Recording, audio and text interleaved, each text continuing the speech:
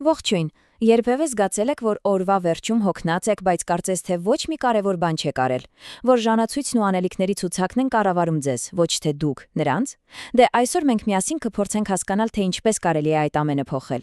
Եկեք խոսենք կյանքի ինքնիշխանության մասին։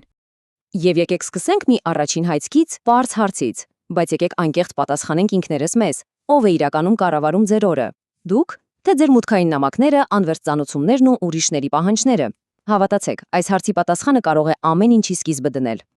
Իրականում, խնդիրը սա է։ Մեզանից շատերն ապրում են մի վիճակում, որը կարելի է անվանել ժամանակի բռնապետություն։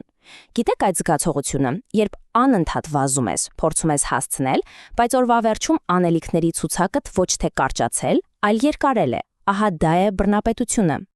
Բայց լավ նորությունն այն է, որ կա այլընտրանք, եւ դա կյանքի ինքնիշխանությունն է։ Ու սա պարզապես time management չէ, ոչ, սա քո ունեցած ժամանակի նկատմամբ տեր լինելն է։ Սա գիտակցաբար որոշելու կարողությունն է, թե ինչի վրա ես ծախսում քո ամենաթանկ բաները, ժամանակդ ու ուշադրությունդ։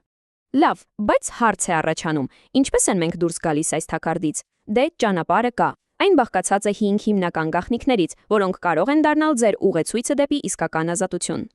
Ամեն ինչ, բացարձակապես ամեն ինչ սկսվում է հենց այստեղից։ Առաջին ու ամենաառանցքային գաղտնիքը սովորել կառավարել ոչ թե ժամանակը, այլ քո առաջնահերթությունները։ Իսկ ինչ է սա նշանակում գործնականում։ Շատ պարզ բան, հասկանալ, որ ոչ բոլոր գործերն են ստեղծված հավասար։ Լսել եք 80-20 կանոնի մասին։ Ձեր արդյունքների 80%-ը գալիս է ձեր ջանքերի ընդամենը 20%-ից։ Ամբողջ հմտությունը հենց այդ 20%-ը գտնելու մեջ է։ Դե ինչ, ահա 3 գործնական քայլ, որ կարող եք անել թեկուզ հենց վաղվանից։ Նախ, հասկացեք, որոնք են ձեր կենսականորեն կարևոր գործերը։ Հետո օգտագործեք Eisenhower-ի մատրիցան տարբերելու համար, թե ինչն է հրատապ եւ ինչ է իրոք կարևոր։ Եվ երրորդ, ամեն օրվա համար ընտրեք մեկ գլխավոր գործ, որն ավարտելով կհամարեք, որ օրը հաջողված է։ Լավ, առաջնահերթությունները որոշելը կարելի ասել ճակատամարտի կեսն է, բայց դա բավարար չէ։ Հիմա պետք է տարածք ստեղծել, որպեսզի կարողանաք այդ գործերն անել։ Ուստի եկեք խոսենք երկրորդ գաղտնիքի՝ կենտրոնացումը պաշտպանելու մասին։ Ու սա пассив գործողություն չէ, հասկանում եք։ Սա ակտիվ գործընթաց է։ Դուք պետք է ձեր ուշադրության շուրջ, այսպես ասած, բերդ կառուցեք։ Սա նշանակում է նախապես վերացնել բոլոր շեղումները, ստեղծելով մի ապաստարան ձեր մտքի համար, որտեղ կարող է ծնվել ձեր լավագույն աշխատանքը։ Պարզապես նայեք այս համեմատությանը։ Այն ամեն ինչ ասում է, այնց չէ։ Ռեակտիվ օրը դուք անընդհատ արձագանքում եք, մեկ զանգին, մեկ նամակին, իսկ ինքնիշխան օրը դուք եք որոշում, թե ինչ եք անելու։ Հիմա ինքներդ ձեզ հարց տվեք, որ օրն եք ուզում ունենալ վաղը։ Լավ, իսկ ինչպես սկսել այդ պաշտպանությունը։ Առաջին հերթին ձեր օրացույցում նշեք կենտրոնացման ժամանակահատվածներ ու վերաբերվեք դրանց այնպես, ինչպես ամենակարևոր հանդիպմանը։ Երկրորդ, լրջորեն անջատեք բոլոր ավելորդ ծանոթությունները։ Եվ երրորդ, ցանկացած գործ սկսելուց առաջ 1 վայրկյան կանգ առեք ու ձևակերպեք։ Իսկ ես ինչ արդյունքի եմ ուզում հասնել։ Գիտեք, մենք այնքան շատ ենք խոսում ժամանակի կառավարման մասին, որ մոռանում ենք ամենակարևորի՝ մեր էներգիայի մասին։ Չէ՞ որ էներգիան այն վառելիքն է, որով մեր ժամանակն իմաստ է ստանում։ Ժամանակը սպառվում է, բայց էներգիան բարեբախտաբար վերականգնվող է։ Այս միտքն ուղղակի պետք է մտապահել։ Մտածեք դրա մասին։ Դուք կարող եք ունենալ 8 ազատ ժամ, բայց եթե ձեր էներգիան 0-ի վրա է, այդ 8 ժամը գրեթե անօգուտ է։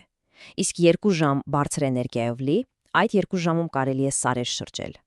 Այնպես որ ժամացույցը կառավարելու փոխարեն սկսեք կառավարել ձեր էներգիան։ Իսկ ինչպես անել դա։ Դե օրինակ ամենաբարդ գործերն արեք այն ժամանակ, երբ ամենաթարմն եք։ Կարճ վերականգնող դադարներ պլանավորեք։ Փորձեք հասկանալ, թե որ մարդիկ կամ գործերն են խլում ձեր էներգիան, այսպես ասած, ովքեր են ձեր էներգետիկ վամպիրները, եւ սահմանափակեք դրանք։ Եվ իհարկե, պարզ բաներ, հոգ տարեք ձեր քնի, սննդի ու ֆիզիկական վիճակի մասին։